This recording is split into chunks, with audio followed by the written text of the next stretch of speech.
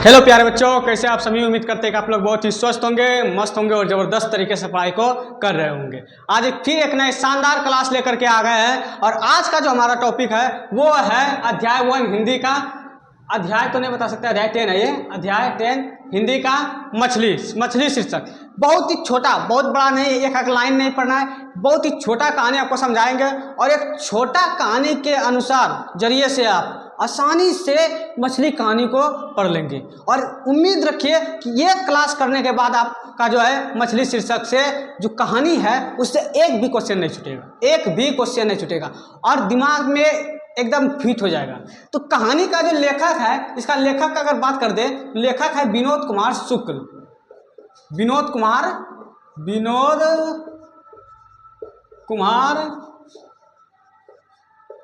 शुक्ल। और कहानी का लेखक के बारे में पूछेगा तो लेखक के बारे, तो इसका लेखक कौन है? विनोद कुमार शुक्ल। ये कहानी जो है, इस कहानी में जो पात्र है उस पात्र का नाम लिख लेते पहले। इस कहानी में कौन कौन आदमी है, कौन कौन आदमी है? पहला है पिताजी। कौन है? पिताजी। अभी जो कहानी शुरू करेंगे सब आपको दिमाग में घुस जाएगा। कौन है? पिताजी।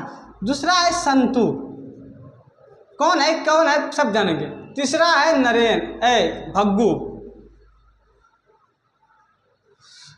फिर है माँ, दीदी है, और फिर दीदी का जो प्रेमी है नरेन। ये नरेन कौन है? दीदी का प्रेमी है, लवर। कौन है? लवर। ये नरेन हो गया। पिताजी, संतू, भग्गू, माँ, दीदी, नरेन, प्रेमी। और ये भग्गू नौकर है। कौन है? नौकर। अभी देखिएगा आपको समझ में आ जाएगा सब, एकदम बहुत ही बेहतरीन तरीके से पढ़ेंगे। देखिए एक कहानी का जो शुरुआत होता है, कहाँ से शुरुआत होता है? एक बाजार से शुरुआत होता है।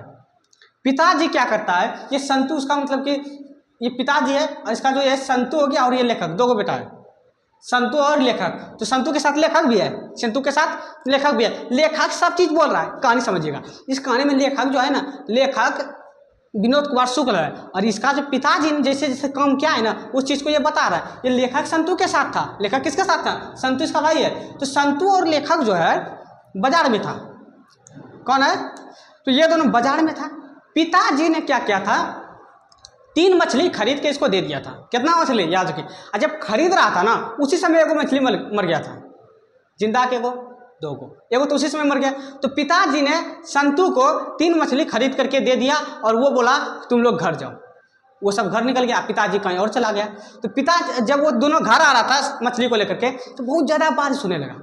अब जब बारिश होने लगा तो दूसरी रास्ता में भीड़ था, बाजार का टाइम था। तो ये लोग क्या, वो पतली गली से निकलने का कोशिश किया। किससे? पतली गली से। जब निकलने का पूछेगा कि ये लोग पतली गली से क्यों निकल गया, क्योंकि दूसरे रास्ते में भीड़ था, बारिश पड़ने लगा था, तो दूसरे गली से निकलने के लिए जाने लगा। और बारिश के कारण ये लोग क्या किया, छत के नीचे छिप गया। किसके नीचे? छत के नीचे क्या कर दिया, छिप गया। तो छिपा ना, तो इसने लोग सोचा कि झोला में मछली जो था उसको फलका करके ऐसे दिखाते हैं पानी में। जैसे ऐसे किया ना, मछली को लगा कि लगता है आसपास में तालाब है, धांत छलमाते हुए बाहर निकला। लेकिन जैसे निकलने का कोशिश किया, धांत को झोला को पकड़ा, छूटते झोला क्या हो गया, बच गया। तब क्या हुआ कि वहाँ से फिर मछली लेकर के वो लोग घर आया। और जब घर आ रहा था ना तो मन में सोच रहा था, क्या सोच रहा था कि जब घर जाएंगे हम तो पिताजी से वो मछली ले लेंगे। 3 को तो है मछली, को तो मर गया है और 2 जिंदा है। तो 2 जिंदा में से क्या करेंगे, एगो मछली पिताजी से मांग लेंगे और वो मछली को लेकर के क्या करेंगे, तालाब में डाल करके उसको बड़ा करेंगे। जब मन हुआ उसको निकालेंगे, खेलेंगे, फिर उसके कुएं में, तालाब नहीं, कुआं में डाल देंगे। तो ये बच्चा का अभिलाषा था। बोले 2 नंबर में पूछेगा कि मछली को लेकर के बच्चे का क्या अभिलाषा है, तो बताना है मछली को लेकर के बच्चे का अभिलाषा था कि मछली को, पिताजी से एक मछली को मांग लेंगे और उसको कुएं में डाल कर उसको बहुत बड़ा करेंगे। जब मन को होगा उसको निकाल करके खेलेंगे और फिर कुएं में डाल देंगे। तो ये जब घर आया ना तो नहान घर का दरवाज़ा बंद किया। नहान घर का दरवाज़ा क्या किया, बंद किया। और पानी से भरी बाल्टी को आधा बाल्टी किया और उसमें मछली को उलेट दिया। और जब उसमें मछली को डाला ना तो डालने के बाद क्या हुआ कि मछली को बाहर निकाला और संतू डर रहा था। संतू क्या हो रहा था, डर रहा था। उसको दीदी ने बोला था कि मरी हुई मछलियों के आंखों में परछाई नहीं दिखती है।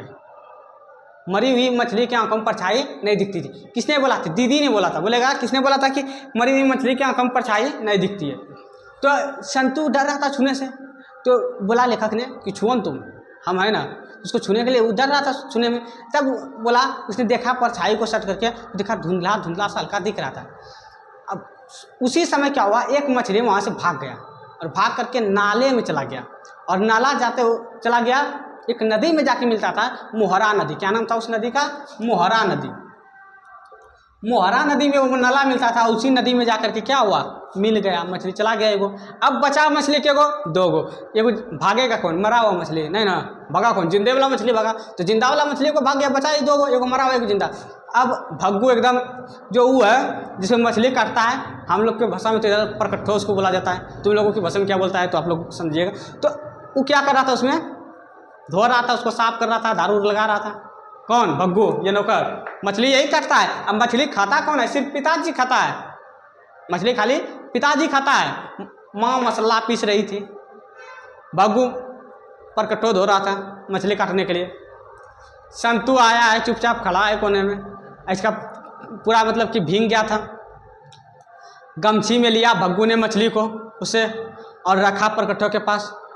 संतू तो भीग गया था पूरा पानी के कारण, बारिश में। उसका दीदी ने अंदर में उसका कपड़ा बदला, देखा कि दीदी जो था मतलब कि तबीयत खराब था उसका, और वो सिसकियाँ ले रही थी।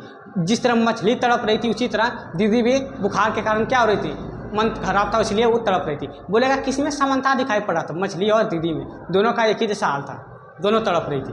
तो संतू जो है, संतू अब बेचारा सोच में पड़ा हुआ है कि अभी पिताजी नहीं है, आया है, इधर मछली जो है कटने का व्यवस्था हो रहा है, माँ मसाला पीस रही है, भग्गू उधर धो रहा है मछली काटने के लिए। तो अब यह सोच रहा है कि पिताजी नहीं आया है, तो इसका मतलब यह है कि ये लोग क्या करेगा, मछली काट देगा। इसका अभिलाषा क्या था? पिताजी से वो मछली मांगेंगे। अब तो इसका अभिलाषा खत्म। अब ये सोच रहा है कि अब करे तो करे क्या।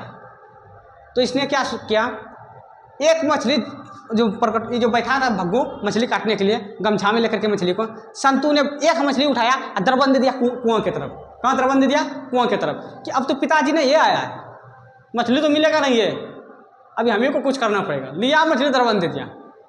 इधर से भग्गू उसके पीछे दरबंद देते हुए भागा है।